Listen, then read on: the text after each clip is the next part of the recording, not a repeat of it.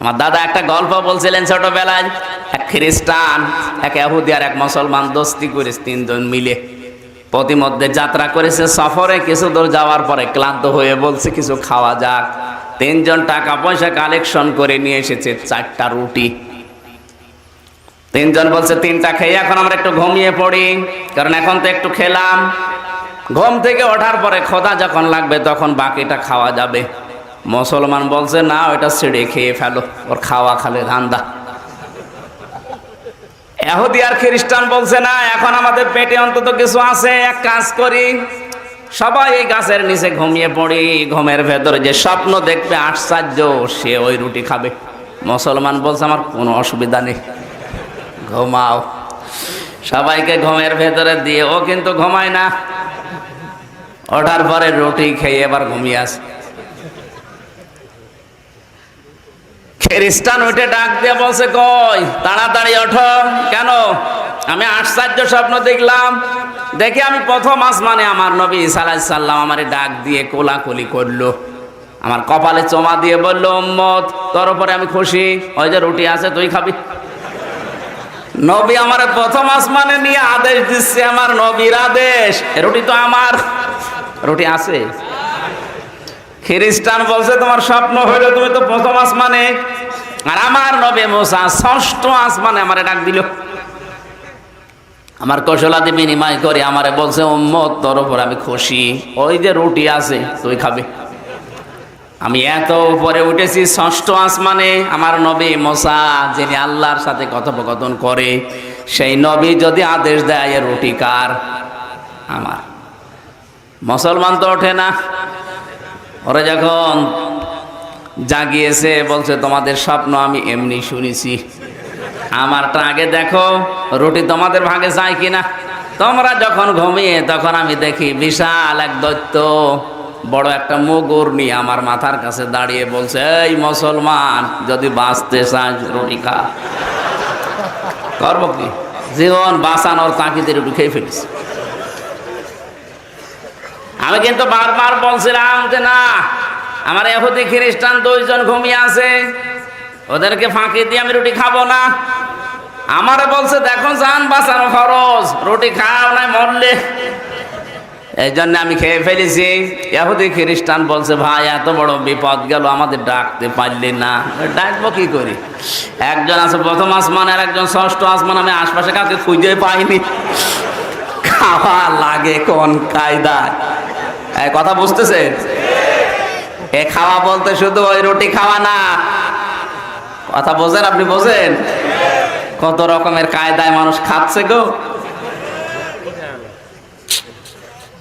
ভালো মানুষ আজকে বাংলাদেশে অনেক জেলা আছে, যদিও এই জেলায় নেই, ভালো মানুষ ধরিয়ে দিচ্ছে, নিজে আবার থানায় যে ওকে ছাড়িয়ে আনছে, মাঝখান থেকে পরিবারের কাছে 50,000 টাকা আল্লাহর ওলি নিয়ে দিচ্ছে।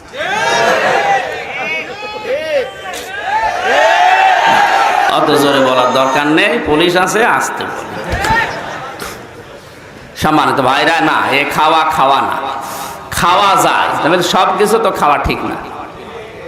মসজিদের জন্য সরকার টাকা বাজেট করে, বরাদ্দ দেয়, সেই টাকা আনতে গেলে যদি 5 লাখ টাকা বরাদ্দ হয়, কমপক্ষে 2 লাখ টাকা ওদেরকে দেওয়া লাগে। এ কোন জায়গায় খাবার খাচ্ছেন আপনি? খাবার খান বলে এই জায়গায়ও খাবে, পেট ভরে না। গাজীপুর মাসি পৃথিবীর শ্রেষ্ঠ রহমত, যেহেতু বিশ্ব নবীকে আল্লাহ ঘোষণা দিয়েছেন, তার ভালোবাসায় উদ্বুদ্ধ হয়ে হযরতে আবু বকর সিদ্দিক রাদিয়াল্লাহু তাআলা আনহুর জীবন বলছিলাম। হযরতে আবু বকর বলেন রাসূলের পেছনে যখন যাচ্ছিলাম বারবার আমি পা ছেঁচড়াতে যাই। নবীজি একবার আমার দিকে নজর করে বললেন আবু বকর তোমার কি বাড়ির কথা মনে পড়ছে? বারবার পা ছেঁচড় দেওয়ার পেছনের দিকে তাকাও কেন?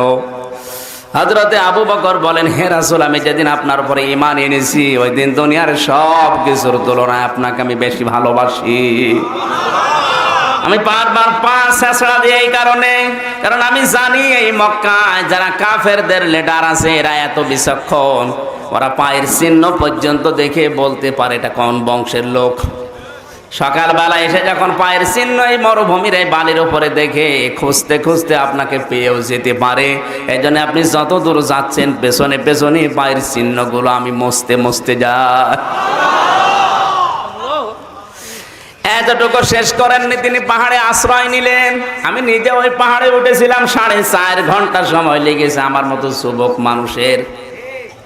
4.5 ঘন্টায় আমি কমপক্ষে 3 জায়গায় থেমেছি, 3 বোতল পানি শেষ। এত উপরে পাহাড়টা, গারে সোর। বিশ্ব নবী ওখানে পৌঁছালেন। মুহাম্মাদুর রাসূলুল্লাহ ডাক দিয়ে বললেন, আবু বকর আমি ক্লান্ত হয়ে গেছি, একটু বসো এই জায়গাতে, একটু ঘুমিয়ে নেই। হযরত আবু বকর বলেন, হে নবী এটা পাহাড়ি এলাকা, সাপ বিচ্ছু থাকতে পারে, আপনি একটু দাঁড়ান।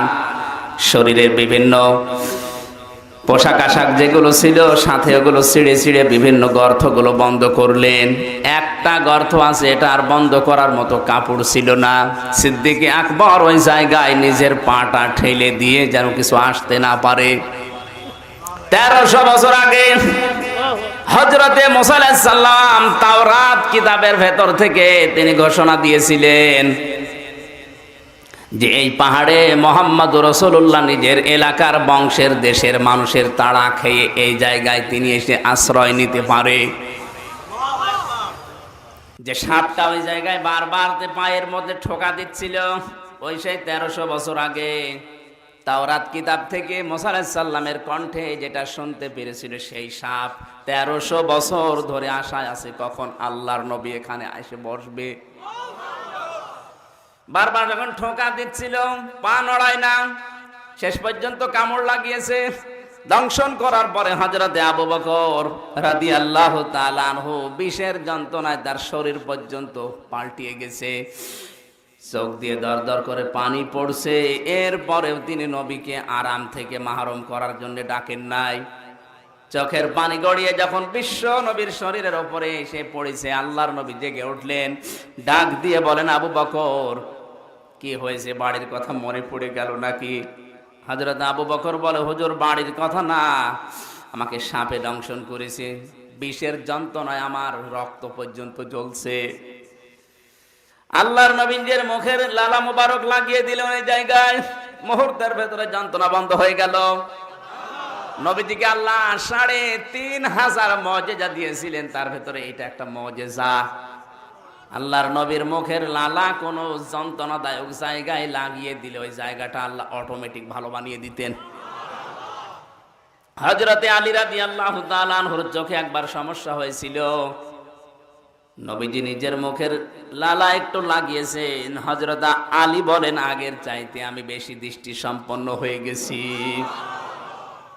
বিশ্বনবী বলেন, আমি যখন লাগিয়ে দিয়ে জিজ্ঞাসা করলাম, আবু বকর আগে বললে না, তাহলে তো যন্ত্রণা তোমার সহ্য করা লাগতো না। সিদ্দিক আকবর বলেন, হে রাসূল এটা তো সাপে কাটার যন্ত্রণা, আমার রক্ত জ্বলছিল, আমার কলিজাও যদি ফেটে বের হয়ে যেত। বিশ্ব নবী আমার ওর উপরে মাথা দিয়ে আরাম ফরমাচ্ছেন, আমি নবীকে উঠতে বলতে পারতাম না। এর নাম ভালোবাসা। এর নাম কি? সম্মানিত মা বোনেরা, মেয়েরা ভালোবেসেছিল বিশ্ব নবীকে, তো অন্যতম হযরতে আয়েশা সিদ্দিকা রাদিয়াল্লাহু তাআলা আনহা। নবীজি জিহাদের ময়দান থেকে ফিরে এসে ডাক দিয়ে বলেন, আয়েশা আমি একটু গোসলের ব্যবস্থা করা লাগবে, পানির ব্যবস্থা করো। পানির ব্যবস্থা করে তিনি গোসলের জন্য নিয়ে গেলেন। হযরতে আয়েশা বলেন, নবীজি যে টোলের উপরে বসবে, ওখানে বসার আগে অসতর্কতা বশত আমার একটা পায়ের আঙ্গুল পড়েছিল ওখানে। নবীজি বসার সঙ্গে সঙ্গে পায়ের আঙ্গুল ফেটে ফিনকি দিয়ে রক্ত বের হচ্ছে। হঠাৎ পানির দিকে তাকিয়ে নবীজি বললেন, পানির ভেতরে লাল কি দেখা যায়? হযরতে আয়েশা বলেন, হে রাসূল এই হয়েছিল। সঙ্গে সঙ্গে তিনি লালাটা নিয়ে লাগিয়ে দিলেন ওই জায়গায়, মুহূর্তে রক্ত বন্ধ হয়ে গেল। নবীজি বললেন, একটু আগে থেকে বললে না, তাহলে তো এত যন্ত্রণা সহ্য করা লাগতো না।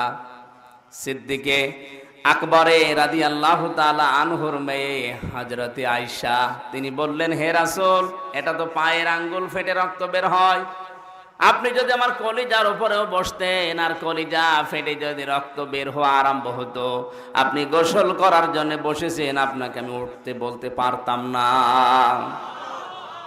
এই ভালোবাসায় তো বাংলাদেশে আজ আছে।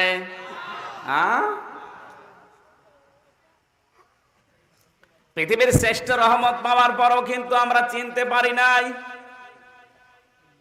লাইং শাকারতুম লাযিদান্নাকুম ওয়া লাইং কাফারতুম ইন্না আযাবি লাশাদীদ। সরে বলেন আল্লাহু আকবার। এই আয়াতটা শুধু আল্লাহু আকবার কেন বলতে বললাম খেয়াল করেন। আল্লাহ পাক বলেন নিয়ামত পাওয়ার পরে কোন মানুষ যদি শুকরিয়া আদায় করে, ওর নিয়ামত আমি আল্লাহ নিজের পক্ষ থেকে বাড়িয়ে দেই। আর নিয়ামত পাওয়ার পরে কোন মানুষ যদি দাম না দেয়, মর্যাদা না দেয়, গুরুত্ব না দেয়, না শুকরিয়া করে, আমি আল্লাহ ওইটা নিজে কেড়ে নেই আর আযাবের ভেতরে ফেলে দেই। তামাম দুনিয়ায় শ্রেষ্ঠ রহমতের তালিকায় কার নাম বললাম? বিশ্বনবী। কার নাম? এই নবী জন্ম নিয়েছিল মক্কায়, কিন্তু তার কবর কোথায়? বলেন বলেন। মক্কায় দেওয়ার পরে তারা মর্যাদা দিতে পারে নাই, বোঝে নাই তার কদর কি। এই জন্য আল্লাহ কিয়ামত পর্যন্ত তাকে মক্কায় কিন্তু রাখেনি। যারা কদর দিয়েছিল, মর্যাদা দিয়েছিল, মুহাম্মদুর রাসূলুল্লাহকে নিজের জীবনের চাইতে বেশি ভালোবাসা দিয়েছে, আমার আল্লাহ পাক কিয়ামত পর্যন্ত তাদের এই নিয়ামতের শুকরিয়া আদায় করার কারণে তাদের কাছে রেখে দিয়েছেন। আশা করছি আমার কথার অর্থ কি আপনি বুঝতে পেরেছেন। রহমত যদি আসলেই পেতে চান, আল্লাহর নবীর আদর্শের কাছে এগিয়ে যান, নাই তো আপনি পাবেন না।